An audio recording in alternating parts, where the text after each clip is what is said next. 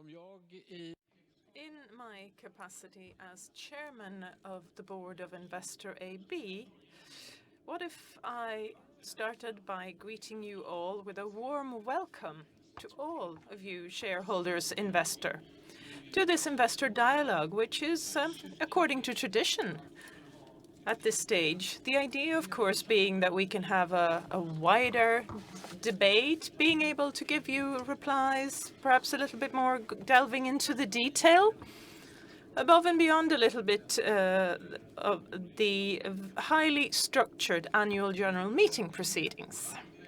So you're all very welcome on behalf of myself, Christian, and Jakob Lund.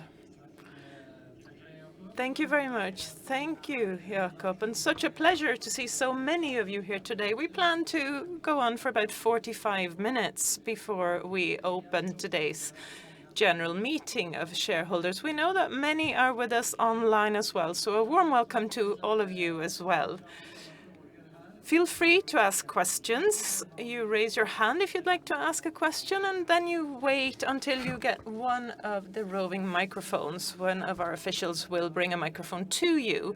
I have a few questions, however, to begin with before we open up for questions. Starting with you, Jakob. We were here a year ago, and my first question to you back then was, how gloomy is really the situation in the world generally? And I sort of regret that I didn't keep that question in my back pocket until today. It's a highly complex environment we're living in. The world is changing radically and very quickly indeed. What's your thinking? What do you think we should do and think in these turbulent times? Well, just as you outline in your question, it is turbulent indeed. And at the end of the day, this is really due to the fact that we are used to some sort of normal order of things, how we trade with each other, how companies operate in different countries, etc. And right now we are in a situation where we actually don't know for certain what's happening. The US, as we all know and are aware of, have their approach to tariffs, and that in turn has created a situation where many are just holding off, waiting. Should you invest in a new factory, perhaps? Establish a presence in a new country or not? What's going to happen to the economic development? Are we going to see a downturn in the business cycle? Well, it's all leading to uncertainty for decision makers at all levels. So people are sort of waiting around. And that's where we are currently, as far as I'm concerned. Everyone's speculating, of course, on where we are headed, but we don't actually know. So in the major political camps, I know that there's a discussion going on right now. And how about you, Christian? From a corporate perspective, how do we navigate this in all of our businesses? What do we do to identify opportunities through tariffs and all the other events that are coming? Well, first of all, on Jakob's point, we don't know. Nobody knows exactly what's going to happen. We don't know the direct impact, what's going to happen to the tariffs, where will they end up, what levels, and even less, the indirect impact on the economy. As Jakob said, when people are just waiting around, holding off with decisions, that's going to have an impact. We're quite convinced, nevertheless, that it's going to have a deep and fundamental impact on us. For us, as long-term, highly engaged owners, we want to stay close to our companies. We want to learn, understand, be ready to support them where necessary. We work, of course, in a very highly decentralized model. So we know that preconditions differ from one company to another. So it's very important that every company starts from where they are standing and look at what's best to do moving forward. And Jakob, just as you mentioned, we need to be able to deal with questions and challenges, but you need to also be open for potential opportunities. Suppliers, for example, for a particular commodity, or someone who would like to shift to another supplier in an uncertain world economy. There are many factors involved.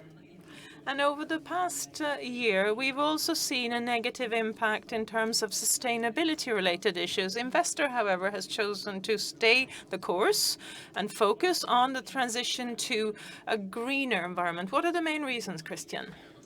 Well, I think it's fairly simple, really. There are two main reasons why we're sticking to our course that we have run up. It's very important, it's urgent for the globe, for the environment, but it's also an excellent business opportunity. Those are the two most important reasons. Well, relating to sustainability, one of our companies, Ericsson, have been criticized because they have partly changed their wording when it comes to diversity and inclusion in their annual report, even though the company maintains their goals and maintain their efforts. But what is our take on this as owners? Well, like Christian says, these are important issues to us, things that we can stand by. In the case of Ericsson, it is a little bit special. They're very clear about what they think about this, but they also need to consider the fact that they are suppliers, potential suppliers to the American government. And the American president have issued an executive order concerning what you're allowed to say and not to say about these matters. And that's a law in the States. So if you're going to supply to the American government, it is appropriate to comply with American law and what the president has said. And this balancing act is something that Ericsson need to relate to, and they do so in the way they have communicated. And we, of course, stand by that. This is not entirely uncomplicated, trying to strike this balance. And final question for you, Jacob, before we open up for other questions. When this AGM soon will start, it marks is a mark of the succession efforts that you've worked with for many years, with Fred Wallenberg being proposed as director of the board. That's a special day. Yes, it is a special day. I said that to Fred this morning when I saw him. This is a special day. I remember when I myself was in a similar situation a few years ago. And for the family, this means very much indeed, having this kind of continuity and to create an opportunity for the next generation where skill and expertise is to be found, and enabling them to join and get an opportunity to be elected to the board and being part of investors' developments in the future. Yes, with that, we'll open up for questions. So please raise your hand and await one of the roving microphones. We have a question here, I think. Number 3 is the roving microphone. Yes, Investor is the single largest shareholder in SEB with 21.8% of the votes. You have an opportunity to influence the decisions of the bank concerning important things such as how to invest in the fossil fuel industry, for example. And over the past 2 years, SEB is the Swedish bank that has provided the most fund in loans and bonds to fossil fuel companies, $2.8 billion to companies such as Equinor and Aker, who are planning to drill for oil in the Arctic, but also to German coal companies. So I'm wondering what your position is concerning this and your chance to stop this in the context of an escalating climate crisis, which is being aggravated by the continued burning of fossil fuels. I think I should start by just asking you to tell us who you are. Yes, my name is Irma Källström, and I am part of a coalition of climate organizations, climate justice organizations, that campaign for SEB to stop providing new loans to fossil fuel companies that are expanding the extraction of fossil fuel, because that is in breach of the Paris Agreement, and it locks us into a climate collapse eventually. Thank you. It's nice to know that that everyone knows who you are.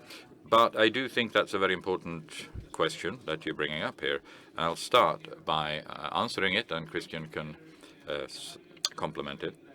This is not as easy as just when you have a relationship with, in this instance, between the bank and a company.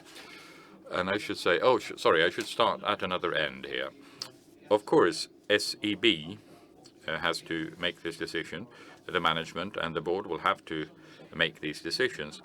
And of course, we can influence them to some extent as owners, but the decisions rest with them. My principal view is that we should not immediately terminate a relationship with a customer, as long as the customer, of course, is not breaking the law or anything like that. As I understand it, the companies that you mention and other companies supported by the bank in various ways through this financing, they have plans on how to reduce their emissions and how to achieve the different targets that they've set up, and in order for them also to comply with the norms that we stand by. That's my principal view of this. In other words, you can't just do that, and we have to comply with laws and regulations. No, I think you've covered the most important parts there. The bank has, which we want all companies to have, a climate strategy and a climate policy that they abide by. And as you say, Jacob, a transition will also require capital. And I do not personally think it would be the responsible thing to do to walk away from that kind of relationship. Thank you. And I think we have a question over there as well. Good reminder, Jacob. Please state your name and who you represent, if you do represent anything aside from yourself. Number 6. God eftermiddag, Ola Åberg. Good afternoon, Ola Ruba is my name. I have a question and a suggestion. The question is this. We have about 500,000 people who are unemployed. 200,000 are receiving unemployment benefits money in Sweden. Through your companies, Investor has a great deal of influence. Could Investor encourage all your companies to employ more of these people, organize traineeships, etc., to try and bring more of these people back into the labor market? We can't have up to 10% not doing anything. That was my question, as it were. The second one is more of a suggestion. Jakob, you mentioned in connection with the inflation and the more expensive prices of food recently. I think it was in the Swedish Confederation of Business, but I'm going to ask or make the same suggestion here. 0.3% margin was mentioned, but perhaps Investor could set up a school for the food retail traders in the ICA chain. If they're operating with the sort of margins that have been mentioned, perhaps it's time to look for work elsewhere. Would you like to go first, Christian? I'm going to start from the end in that line of questions and suggestions, as Jakob. We're not going to perhaps set up a school, but it's important, the point you're making, because in terms of the points of view expressed in Sweden, we often hear that all the food retailers are making huge money. But that's not entirely true. Many are unable to sustain their business. Many of the ones within the Coop chain, for example, are on the verge of bankruptcy. So it's not necessarily going to be good business for everyone. And that's what I was sort of aiming at in my comments. Because at one point, you really got the impression that everyone should be called up to the Minister of Finance and told off for making too much money on the back of us consumers. But that's not entirely the way it is. And on the matter of unemployment, it's obviously up to each and every one of our companies to determine who they would like to employ and how many people they need to hire. But the good thing that we note is that our portfolio is growing. It includes more people and more companies every year. If we look at the Swedish unemployment numbers, it's a tragedy, I have to say, because it is clearly a mismatch situation. There are companies every day who are looking for people. There's a shortage, in fact, in many sectors. And at the same time, we have far too many people who are out of a job. Thank you. More questions? We have at speaking point number 5 over there. And remember to introduce yourself. Yes, hi, my name is Olga Nordqvist, and I am also a member of this coalition of climate justice organizations. And I would like to bring it back to what Irma asked and SEB, because you talk about that you, of course, want your companies to comply with laws and regulations. And SEB currently has so much money invested in fossil fuel projects that are in breach of the Paris Agreement. And I'm wondering if you will use the influence that you have in the bank in order for them to speed up their effort of moving funds, into the transition into a sustainable society. Well, thank you for the question. I can begin, and then you can add on to that, Jacob.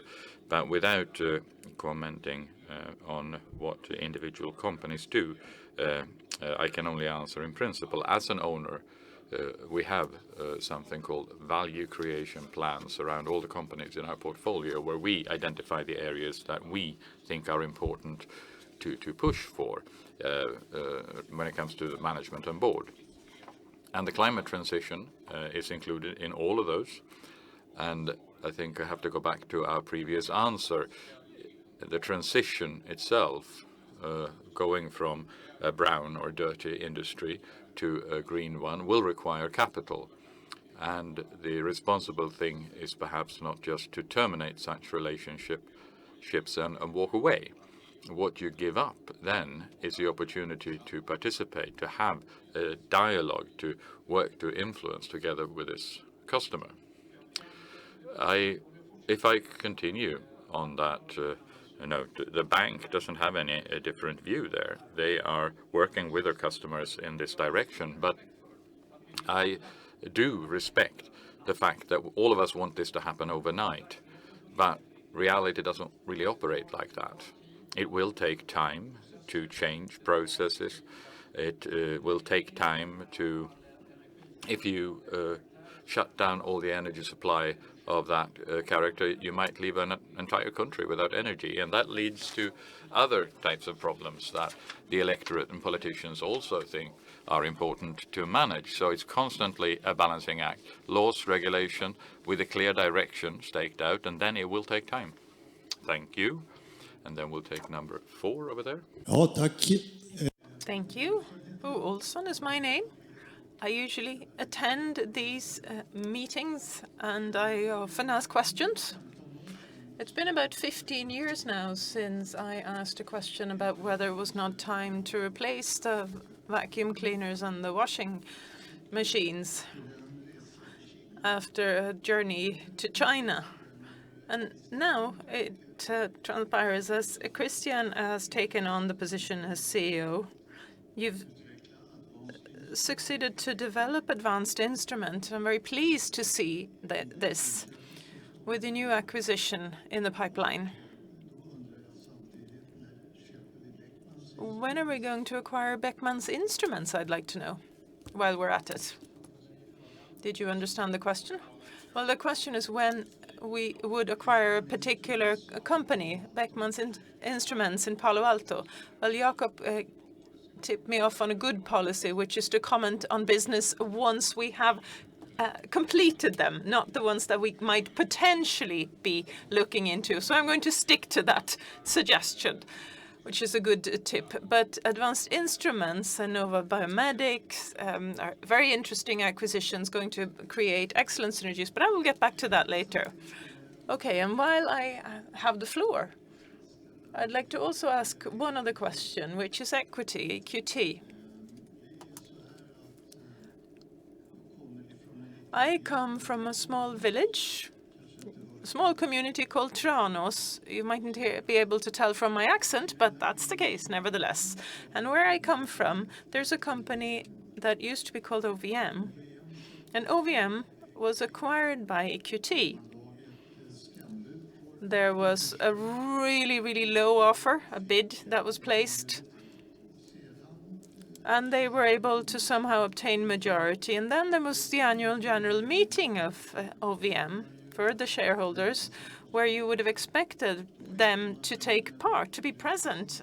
But they didn't attend. They sent a representative from Vinge Law Firm to represent EQT. So the entire shareholders meeting and everyone who attended were all terribly disappointed. In addition, they also made sure that they doubled the fees for the board of directors. So that was not particularly pleasant. I hope EQT has an explanation for this. Thank you. I didn't understand that there was or get an actual question, but we thank you for those comments. Let me also just mention that I have a few questions that we've received in writing that have been sent in. Here's one from Lennart Sundstedt. There's one for you, Christian. What is investors' strategy regarding the allocation distribution between listed companies and Patricia Industries? And where does investors see the best opportunities for value growth in the listed or the unlisted holdings? The answer is yes, meaning we have three business areas. It's listed companies, it's Patricia Industries, where we have our wholly owned companies, and then investments in EQT. And as we have said previously, we see opportunities in all of those three parts. And over time, including most recently, we have invested in all parts. And I should say that we're not driven by, we don't have a strategic goal to achieve a certain distribution between the different parts. We want to have an opportunity to invest where we see the best opportunities. And that said, also linking back to advanced instruments and that acquisition, and for a long period of time, we managed to make additional investments in those wholly owned companies, and we see that as a continued effort. We think it's a good way to really accelerate this journey of growth, and also for investor to put capital to work. Thank you. Lennart Sundstedt had sent a series of questions. I'm going to ask one more, and that is for you, Jacob. What do you think Europe and the EU needs to do to increase our innovative ability, reduce bureaucracy, and create the opportunities for startups to grow into large profit-generating corporations, and thereby reducing the risk that Europe's importance to the global capital will be reduced? Well, how much time have I got? It's an extremely relevant question. In the European Union and in Sweden, we talk a lot about competitiveness, i.e. our ability to be competitive. And Europe has been lagging behind over the past 15-20 years compared to the United States and China. And it's very much about, as he's asking here, it is about our ability to innovate, research and development, creating new companies, develop existing companies more quickly than we have done so far. And from this, we can create growth. Growth means more employment opportunities, larger tax base, better social security systems in different countries, etc. But a lot of this is summarized in the so-called Draghi report, which was produced by the EU, where they're pointing to a number of tangible things that we need to do. And they're working on this right now, trying to create something out of this. But that, just like any other issue at hand today, will take time. That's true. Number two. Thank you. Stefan Ek. Stefan Ek is my name. I have a lot of experience from the IT industry. You talk about AI in the report, a little bit at least. What do you see as concrete, major productivity gains potentially? How do you ensure that you're not being left by the wayside, that you're able to keep up? And where do you expect the real revolution? Let me just say one thing, first of all. To us, this is a highly relevant question that you're asking, and we talk a lot about future-proofing, proofing our companies for the future so that they're prepared for it. And the two issues we raise with all of our companies, the green transition, sustainability, and the other one is what used to be digitalization, now it's focusing mainly on AI. Those are important questions of principles. We had a board meeting of within Investor today, and we had half an hour set aside for discussing what AI will mean to investor in the work we do on a daily basis. I just want to highlight how we try to address this in many different ways. Now, Christian's going to tell us about what this means to all the companies. Thank you. Well, just as Jakob just mentioned, we see huge potential both within investor and in the portfolio companies. The interesting point is that there are really opportunities across the entire value chain, from R&D, where many companies are using AI tools today to develop new products in R&D, simulations, etc., to, of course, production, efficiency generally, both in production and administration. And what's really exciting, of course, is when you're able to use AI to make sure that the products or your offerings to customers become even more attractive to them. There are numerous examples, not least within Ericsson, who have highly advanced AI capability in their radio base stations already today. And the final part, which you mustn't forget, is the aftermarket, where many companies today use AI to predict and determine where service and maintenance will be required to be able to deliver it even before the equipment breaks down. So a lot of different opportunities across the entire value chain. And the interesting point, I have to say, is that a lot of this can be done without us having to make or take any major risks in terms of the technology. The technology exists. But we need to make sure that we know how we want to do it, that we've determined what competences and skills we need, and what data we need for it. Excellent. Six, thank you. And then we have number 6 over there. Yes, hello. My name is Tone Martinsdotter, and I'm from the same coalition of climate justice organizations. And I would like to continue with this line of question, because you didn't really answer our question, because we do understand as well that transition will not take place overnight. And we do understand that you cannot just cut any ties immediately with the fossil fuel industry. But what we criticize is that you have investments in companies that provide loans to companies that are involved in fossil fuel expansion, meaning that they continue to prospecting for oil and gas when we already have enough oil and gas for the transition, and we already have sufficient quantities to provide countries with the energy they need. So we do not need to look for more. And still, this is what you are indirectly supporting.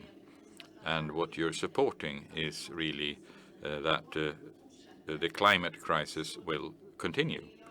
So what I'm wondering here is how you can defend fossil fuel expansion, that we should continue prospecting for more of it. Well, shall we? Yeah. Well, I'll put it like this. I cannot talk about the details in each individual company that you're pointing to here, because I don't know. So I cannot really respond in any detail. But I come back to, just like you are, I am also repetitive in my character. And I'll say the same thing again. This is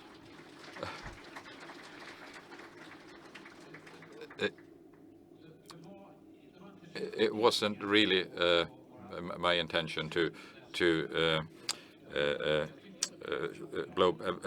you a blow below the belt when I said that. I think your questions are very relevant, but at the same time, you must also respect that there is a political process. What you are opposed to at the end of the day is that the political process doesn't change things. We are trying to abide by the laws and regulations, as we've tried to describe. And I assume that SEB is not working with companies that violate laws and regulations. And in light of that, we will continue to support SEB. And this will take time. Very good. And we go to number 2. Peter Dark is my name. I have a question for Christian Cederholm. In information in the news, we read that you spend a lot of time looking at portfolio companies Husqvarna and Electrolux. I question this very much. When you look at Husqvarna, we can leave Electrolux outside of this issue, but if you look, they had the same chairman appointed by investor over the course of 10 years with a drop in 25% in the share price over the course of these years. And the company, in addition, is operating in a market segment with good products. And they've had a chair who clearly spent a lot of time and focus on Northvolt most recently. So from investor, I think it would have been nice if you had taken action a long time ago. I really think that there are excellent preconditions for a promising future.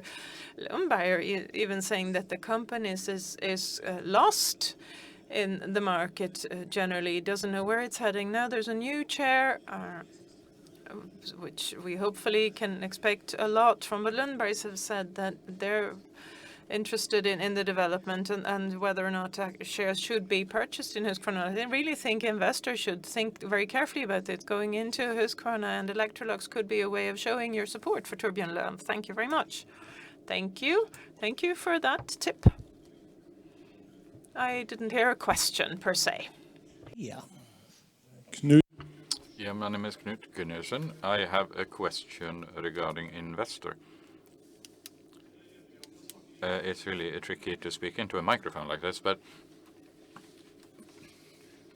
what was it I was going to ask about? Oh, that's right. Patricia Industries.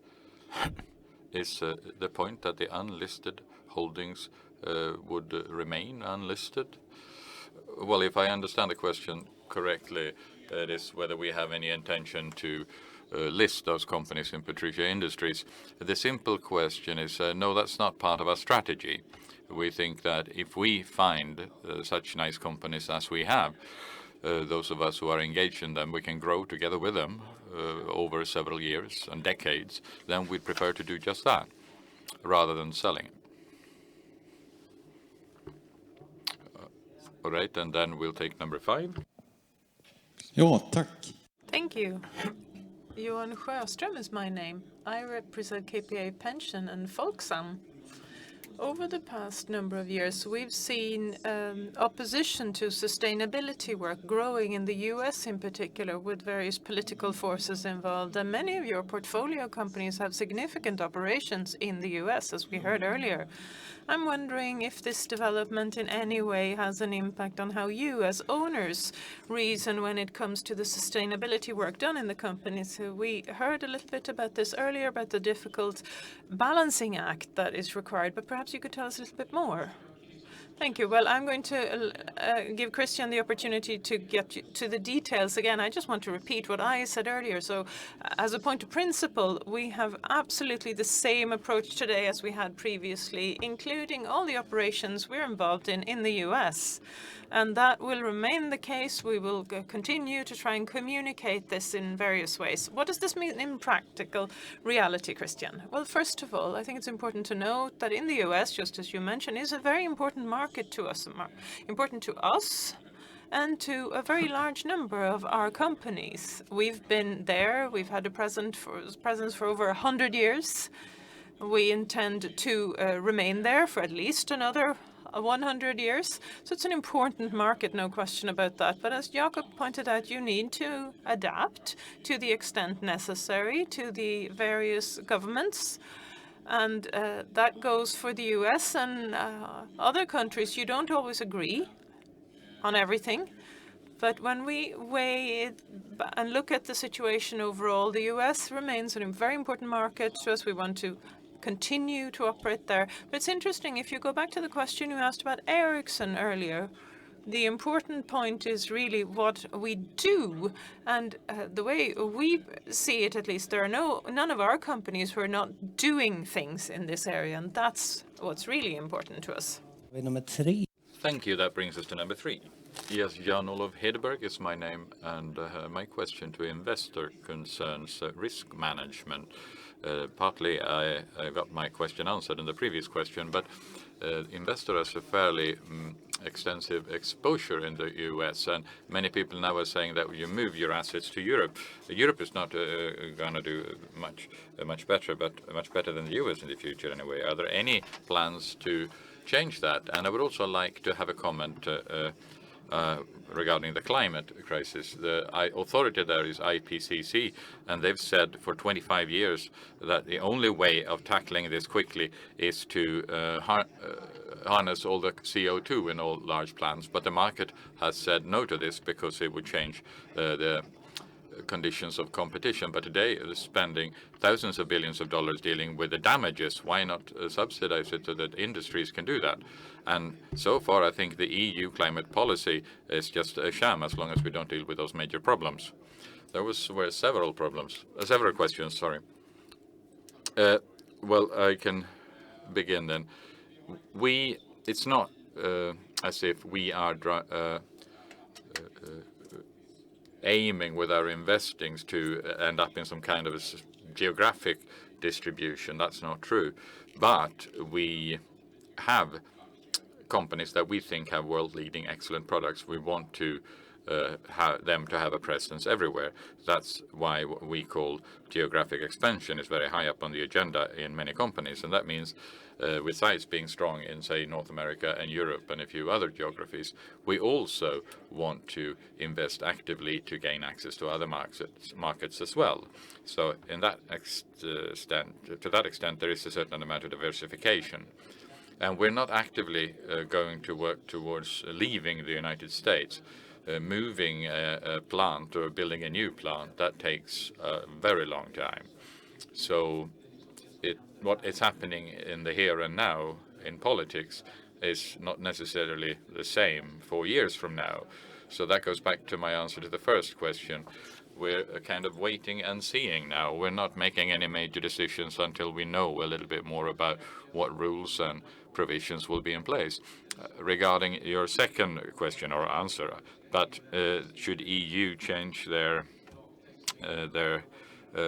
legislations and regulations? The only thing I can say is that many people are trying to find different tools for handling these issues. And what you mentioned there is one of many ways that are being discussed, of course. Thank you. Number 4. And then we're going to have to start wrapping up. Ja, jag heter Christer Tui is my name. And I have sort of a rhetorical question. Probably. When Trump was elected, there was a lot of hoo-ha, and there would be car tariffs introduced in the US, and both of our blocs started shouting in protest. Even the Social Democrats were opposed to car tariffs. And that made me recall that a number of years ago, in general elections to the parliament, the Conservative Party, the moderates, had a logo, no to the car tariffs proposed by the socialists. So I'm wondering, does the investor perceive Trump as a social democrat? Well, that was today's single most original question. But you said it was a rhetorical one, right? So you've already given the answer, I believe. Ska vi gå till nummer 6? Shall we move on to number 6 then?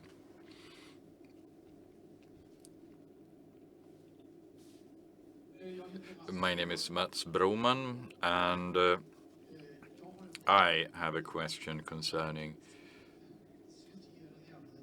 we discussed this subject of meritocracy and taxonomy is called, sorry. And this has been discussed for a number of years when it comes to appointing talent, where they've talked very much about, from a sustainability perspective, you should have this diversity when appointing talent, when not only purely meritocratic considerations should be made. I would like to know what your answer is to that in Investor when it comes to recruiting new talent, executive talent, because this is something that has been discussed in many contexts, that we should use other methods than just pure meritocratic ones. I can begin? Yeah. I think that the media debate in Sweden about what the investors said about this issue about a year ago now was a little bit misleading, because investor has a very clear view on this. We want to appoint people that are skilled and talented, and we believe that if you sort of address all cultures, all genders, all different sectors of society, you also have a better chance of getting the best individuals. And it perhaps not only white Anglo-Saxon men, but that's what we think. We're trying to live by that. We think that is the best way of developing individual companies. That does not mean that we apply positive discrimination. We're really trying to look at their skills and expertise, and also how different groups of people complement one another in an organization. We think that is good for the development of the culture and thereby the company. No, well put. Just by looking through the entire population when you're looking for new recruitments and giving everybody an equal opportunity to develop, that's the only way you can apply true meritocracy. There is no inherent contradiction there. Thank you for that, and thank you to all of you who posed questions. Thank you for arranging this event, and thank you for a very good and constructive discourse in general. And thank you too, trying to answer all the questions. We have about 15 minutes until we start the AGM in earnest. So thank you for now, and we will meet again shortly. Thank you.